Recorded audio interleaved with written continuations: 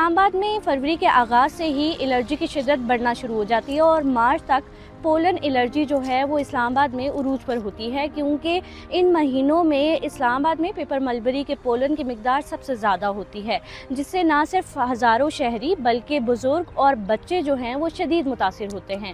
آج یہاں پر ہم کچھ لوگوں سے بات کریں گے اور ان سے جاننے کی کوشش کریں گے کہ ان مہینوں کے دوران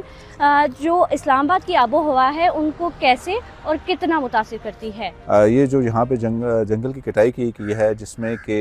جنگلی شہتوت تھا، جس کی وجہ سے بہت سے لوگوں کو سانس کا پرابلم ہو رہا تھا۔ اس میں میرے کئی ایسے دوست ہیں جو یہاں پہ کام کرتے ہیں لوگرسا کے اندر، بہت متاثر ہو رہے تھے اور شدید الرجی کے میں مبتلا تھے۔ تو یہ گورنمنٹ کا بہت اچھا انیشیٹو ہے کہ انہوں نے ان درختوں کو کاٹ کے اور فرینڈلی ماحول درخت لگا رہے ہیں۔ جو یوزفل پودے ہیں ان کا تو ہونا لازمی ہے۔ کچھ پودے ہوتے ہیں جو ہارمفل ہوتے ہیں، ان کی ضرورت نہیں ہوتی، اگر ان کا کاٹ دیا جائے تو اس میں کوئی مذائقہ نہیں ہے۔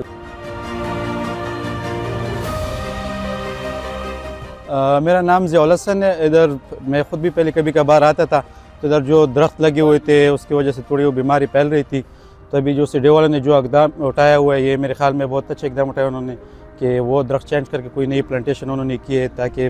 لوگوں کو جو ہے نا مستفید ہو جائے اور اسلام آباد کا جو انوائرمنٹ ہے وہ بالکل ہی صاف رہے اور فضا جو ہے وہ صاف رہے۔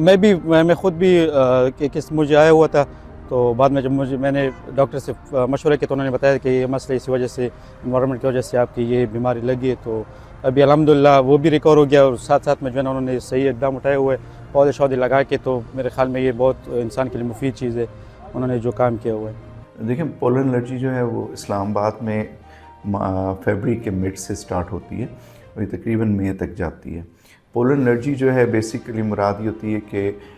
جو خضرو پودے ہیں، گھاس ہے،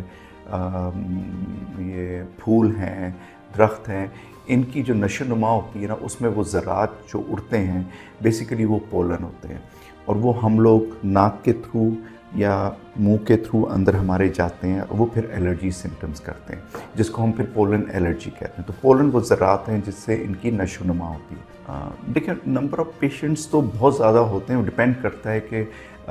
ہمارے ہاں اسلام آباد کے اسٹیٹسٹکس تو اس طرح میں آپ کو نہیں بتا سکتا، لیکن کافی لوگ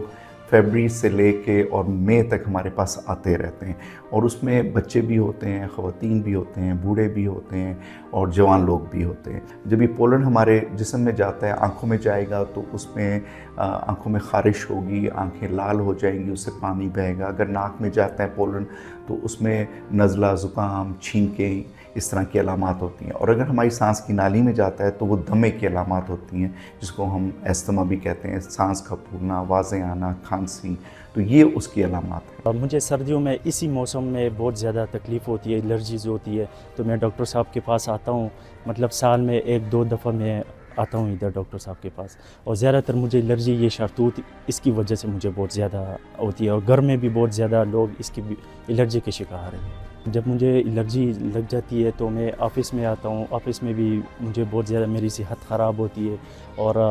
کھانسی بھی بہت زیادہ ہوتی ہے، تو اکثر میری طبیعت بہت زیادہ خراب ہوتی ہے۔